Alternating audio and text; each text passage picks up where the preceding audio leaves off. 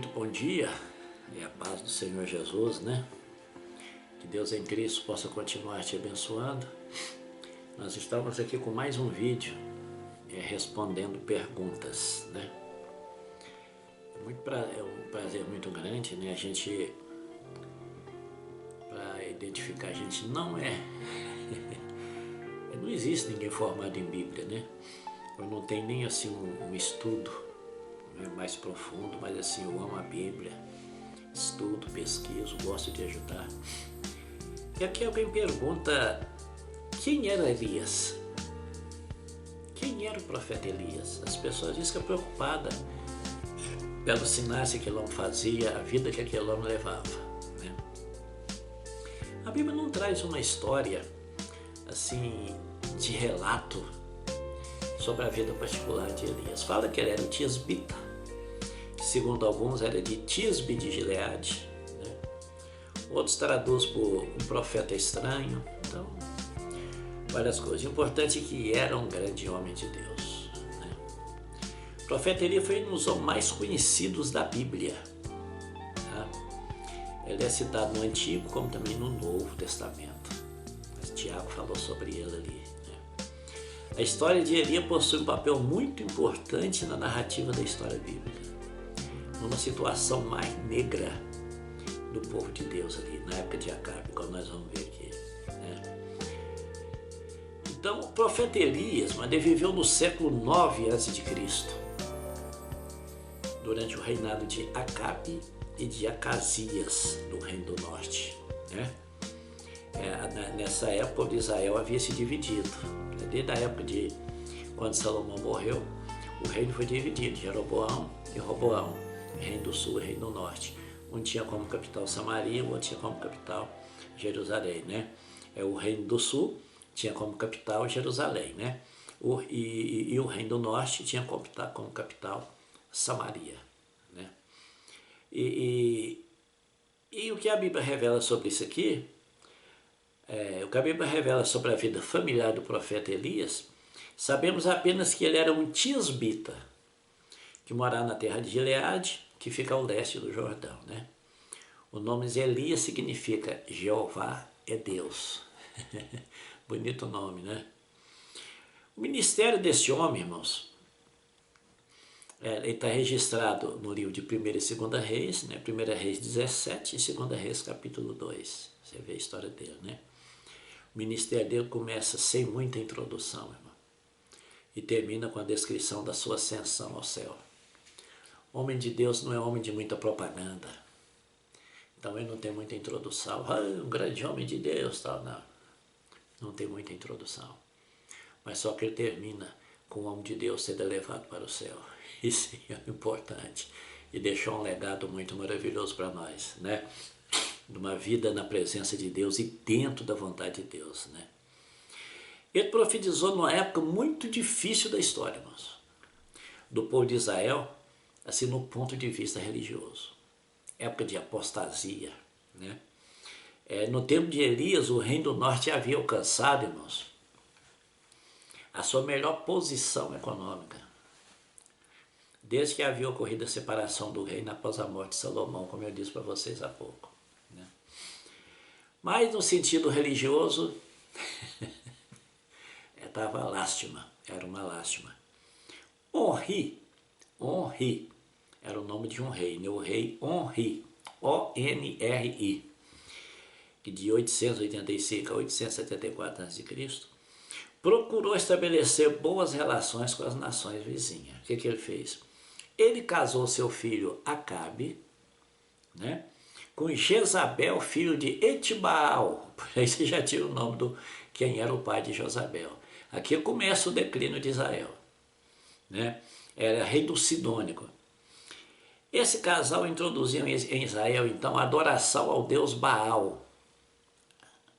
Então o povo já foi se afastando de Deus. A adoração ao deus Baal de Tiro de Sidom. Então Acabe,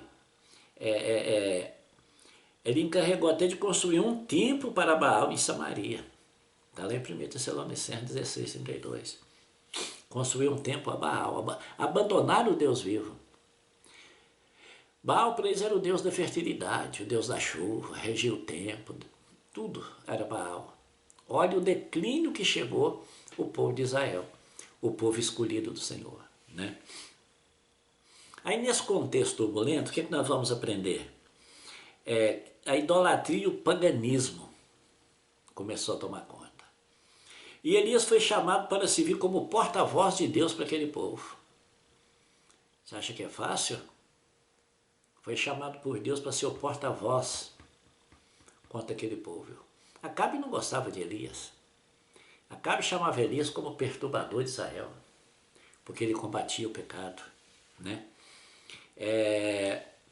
Ele recebeu a responsabilidade de lembrar os israelitas que eles eram povo do Senhor. Mesmo que o rei estava desviando eles, mas para lembrar para eles que eles eram o povo de Deus. Eles não esquecessem que eles foram o povo que Deus tirou do Egito com mão forte. Era a responsabilidade do profeta. Lembrar eles. Lembrar a eles. Primeiro ponto. O aviso acerca da seca. Aliás, o ministério de Elias pode ser organizado em 6 importantes episódios na vida do profeta. Presta atenção, são 6 episódios. Primeiro, o aviso acerca da seca iminente de seu isolamento. Ficou 3 anos e meio sem chover. Falava que a Baal que era o dono. A Baal fazia chover, era o deus da fertilidade. Falou, então vamos ver, ué. Orou e parou de chover 3 anos e meio. 2. A luta no Monte Carmelo, onde enfrentou os profetas de Baal. Monte Carmelo não é aqui não, viu? É um monte lá em Israel. Deixa eu ver mais aqui. A fuga para Horebe, quando ele fugiu. O episódio envolvendo Nabote, a vinha de Nabote. Onde ele queria a vinha, mas Nabote não quis vender e Jezabel mandou assassinar Nabote para que desse a vinha para Elias. Está vendo como é que era a situação? A profecia acerca de Acasias e a sua translação ao céu. São os pontos principais na vida desse profeta. Então nós vamos conhecer os detalhes mais importantes de cada um desses episódios que marcaram o ministério do profeta. Aí nós vamos por parte, né? Fiz um rascunho aqui, é longo, a gente não vai fazer um vídeo longo, senão ninguém vai assistir, né? Aí o que acontece? Em 1 Reis 17, o que Elias faz? Ele provê uma grande seca, né? Baal era o deus da vida e da fertilidade, logo tal seca representava um ataque direto à suposta capacidade deste ídolo. Não, se ele então eu vou orar para não chover e ele vai fazer chover. E ele orou, e Elias orou para que não chovesse. Baal não é Deus, então ele vai fazer chover. Porque o meu Deus vai cerrar o céu. Então Baal vai fazer chover. Você vê isso está em 1 Reis 17, 2-6. E o que Deus fala com ele? Faz com que os corvos sustentassem Elias com pão e carne, né? E ele bebia água do ribeiro de Querite. Aí a seca era tanto que acontece? O ribeiro secou. E agora? Até que poderia ter pão, carne, mas e a água? O que Deus provê? Uma viúva lá de Sarepta, né? Então ele falou para Elias, falou, vai até Sarepta, que é de Sidom, lá ele seria sustentado por uma viúva. Você vê em 1 Reis 17, 9, né? Agora se imagine, irmão, no primeiro instante, Elias poderia ter pensado assim, desse uma viúva fazendeira, lá eu vou estar tranquilo. O que acontece quando ele chega lá em Sarepta? Ou melhor, quando ele chega em Sarepta? Ele encontra com a mulher, com o menino, catando uns cavacos, uns gravetos, para fazer um bolo. Aí ele pega e pediu para ela, que desse, arrumasse para ele lá, um bolo, um pedaço de bolo, né? Fizesse um bolo para ele. Falou para ela, falou, olha, nós não temos nada aqui. Era viúva que ia cuidar dele. Nós só temos um pouquinho de azeite, um pouquinho de farinha E eu estou aqui catando os cavacos para me fazer um bolo para eu e meu filho comer e morrer. Aí o que Elias falou para ela? Falou, não, você vai lá, você faz um bolo pequeno, traz para mim primeiro. Aí depois você faz para você e para o seu filho. Aí não vai faltar azeite e nem farinha na panela. Até que Deus manda chuva. E a mulher obedeceu. Tá vendo aqui onde é que é a fé, irmãos? É o momento que quando tudo é impossível que você tem que demonstrar sua fé. Nesse momento que ela mostrou a sua fé ao homem de Deus. A situação dela era precária, irmão. Você vê lá em 1 Reis 17, verso 10 e 12. Era precária. Né? Mas ela obedeceu. E ela desobedeceu. Você vê lá no verso 14. Né? E ela e o filho dela foi acometido de uma enfermidade. Né? E o que é que ela achou? Ela achou que aquela enfermidade seria Deus que estivesse punindo ela, né? E matou o filho dela. Aí ela achava que a visita do profeta com a enfermidade de seu filho, e pensava que a presença do profeta como homem de Deus havia atraído atenção divina para o pecado dela. Mas ela é em 1 Tessalonicenses 17, 18. Mas Elias orou e Deus devolveu a vida daquela criança, né? Você já vê lá do 19 ao 22 de 1 Reis 17, né? Aí, amados, o que acontece? E durante o período daquela seca terrível, né? A fome castigou Samaria. Foi fácil, não. Aí Jezabel, que era muito cruel, ela mandou matar todos os profetas do Senhor. Só que lá havia um homem chamado Obadias, que ele temia a Deus. E o que ele fez? Ele escondeu alguns dos profetas em caverna para que não morresse. Né? E o que ele fez? Acabe começou a culpar Elias da miséria de Israel. Procurou Elias para todo canto para matar. Ele queria matar Elias. Ele não olhava pelo seu pecado e da sua mulher Jezabel, que era que dominava ele. Mas ele culpava Elias, né? E que ele era o verdadeiro culpado, né? E eles não entendiam que eles tinham pecado contra o Senhor por causa da idolatria, né? Como nós vemos lá em 1 Reis 18, verso 17 e 18. O pecado era do povo, que abandonaram a Deus, né? Então o profeta Elias convocou todo Israel a comparecer no Monte Carmelo. Não é aqui não, viu? É lá. Aí, o que acontece? Lá ia ser confrontado os profetas de Jezabel, né, todos os profetas. Você sabe quantos profetas que eram ali, irmão? 850. 450 de Baal e 400 de Azerá. Aí o que ele fez? Ele falou assim, ó, nós vamos fazer um altar, vocês vão matar um bezerro, partir ele, fazer um holocausto, e eu vou fazer também. O Deus se responder com fogo, esse é o Deus verdadeiro. Olha o que é um homem de Deus, hein? 1 contra 850. Mas, além dos profetas, ele era contra Acabe e contra Jezabel. O que acontece? E ele deu oportunidade para que eles clamassem primeiro. E Elias começou, irmão. Foi clamando. E Elias falou para ele, não, clama mais. Quem sabe está viajando. Tal. E assim foi. Então lá pelo meio-dia já estava cortando tudo com lanceta, se torturando. Aí chegou a vez de Elias. O que Elias fez? Consertou o altar que estava quebrado, que tinha pulado em cima. O altar simboliza a nossa vida, irmão. Elias ia clamar a Deus, mas ele consertou o altar. Você quer que Deus responda a sua oração? Conserta o altar da sua vida. Veja se não tem nenhuma pedra fora do lugar. O altar era construído com 12 pedras, simbolizando as 12 tribos de Israel. Como é que estão as pedras do teu altar? Como é que está a tua vida? Não adianta você clamar a Deus se a tua vida está desconcertada diante dele. E ele consertou o altar que estava quebrado. Colocou ali o seu holocausto, mandou fazer um rego em volta e mandou jogar água umas 3 vezes. E quando ele começou a clamar, Deus enviou fogo do céu, queimou o holocausto e lambeu até a água e as pedras e tudo. Aí o povo viu que só o Senhor é Deus. E o que ele fez?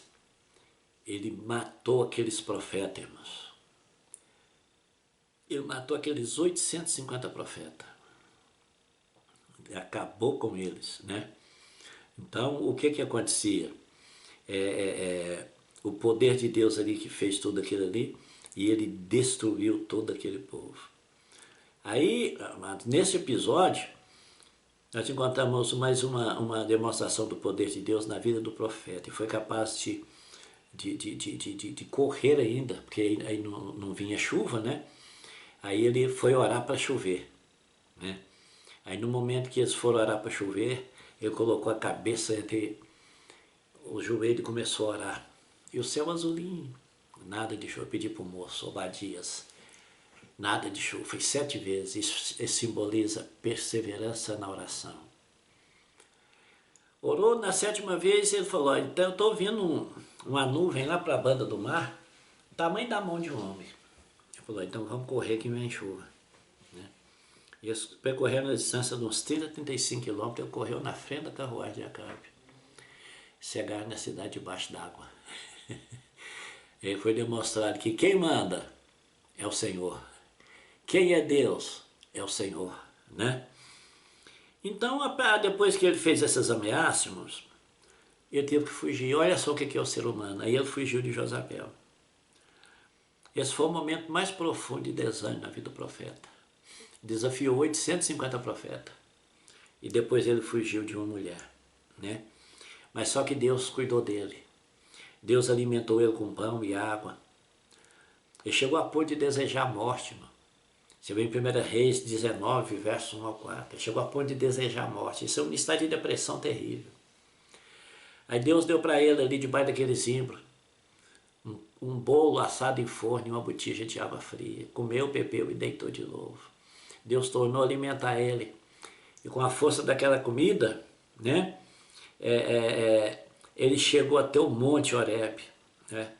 E nesse Monte Horebe ali, ele entrou na caverna. Ele entrou, igual a pessoa da depressão, não quer ver ninguém. E Deus chega nele ali e fala, o que você está fazendo aí, Elias? Ah, Senhor, eles mataram todos os profetas, só eu fiquei falando, não, tem 7.000 que não se dobrou diante de Baal. Você ainda tem muita coisa para fazer, muita.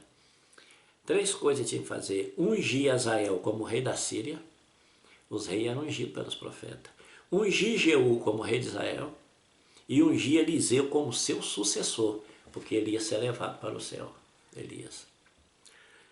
Então, a comissão acerca de Azael e Jeú foi completada por Eliseu, né? Já que a questão de abolição da Síria e Israel é registrada no ministério de Eliseu. Então, essa situação aqui de Jeú com Azael, essa situação aqui no decorrer, esses confrontos deles aqui foi decorrido na época de Eliseu, mas nós estamos falando sobre Elias, né? E depois nós temos a questão da vinha de Nabote, né? A vinha de Nabote, está lá em 1 Reis 21, um grande confronto entre o profeta Elias e a família real de Acabe. Né? Acabe queria comprar a vinha de Nabote, Nabote não queria vender, e Jezabel planejou a execução de Nabote, né? Que não queria abrir mão da vinha. Então, no momento que ele matou, ela falou para ele, pode tomar posse da vinha. Quando ele estava lá tomando posse da vinha, o profeta anunciou o juiz divino para ele. Ele chegou sobre Acabe, né? E deu detalhe da sua morte, avisando que sua casa seria destruída. Agora, como Acabe, naquele momento Acabe se arrependeu. Eu falo para você que Deus é Deus de oportunidade. Está lá em 1 Reis 21, 29, né? Então Deus não fez aquilo naquele momento. Naquele momento Deus não fez, né? Aí nós vemos que Acabe e Jezabel tiveram morte desonrosa, irmãos, conforme a profecia. Morreram tristemente aqueles 2 homens, aquelas 2 pessoas. Acabe, ele foi para Ramot de Gileade, né? Tentou esconder de Deus, não vestir nas roupas reais, mas mandando o seu amigo, que era Josafá, vestir as vestes reais, que era amigo dele. E na guerra de Ramote de Gileade, a ordem era atacar só o rei, e eles acharam que Josafá era Acabe. E quase que Josafá morre. Mas ele gritou e Deus acudiu. Mas um soldado, na sua simplicidade, armou um arco e a flecha atingiu Acabe. De Deus ninguém se esconde, irmão. E à tarde ele acabou falecendo e sendo tirado do carro ali, e os cães lamberam o seu sangue ali, onde é que foi lavado, ali no lugar que as prostitutas se lavavam. Jezabel foi julgada de cima de um sobrado, caiu lá no chão e foi comida pelos cães. É o fim das pessoas que brincam com Deus e as pessoas que não temem o Senhor, né? Então, amados, nós temos que entender. Aí depois Elias é levado ao céu, né? Ele foi arrebatado ao céu. E nós vemos que Tiago, uma vez você vê todo esse assunto que nós falamos aqui, acerca de Elias, né?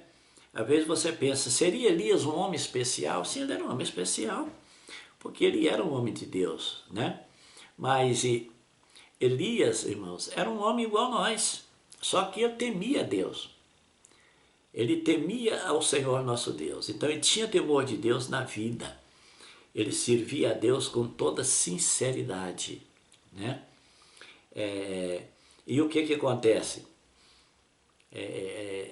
Ele acabou sendo levado para o céu, né? Levou ele para lá, ele subiu num redemoinho, ninguém nunca mais ouviu. Então Elias não morreu, né? Alguém que diz quando fala assim que eu fui levado num cavalo de fogo e que ele, ou melhor, eles falam que João Batista veio no espírito de Elias, achando que era o espírito de Elias que baixou em João Batista. Mas não está falando sobre isso. Espírito de Elias está falando assim na mesma virtude, tá? A mesma virtude. E não espírito, não, porque Elias não morreu. Elias foi levado ao céu por um redemoinho com vida, tipificando o arrebatamento da igreja. Agora, olha o que Tiago falou sobre Elias aqui. Tiago 5,17. Elias era homem sujeito às mesmas paixões que nós. Sujeito às mesmas paixões que nós, o quê? Humano, como nós, tinha que vigiar, assim como nós temos. Era ser humano igual a nós. Olha aqui.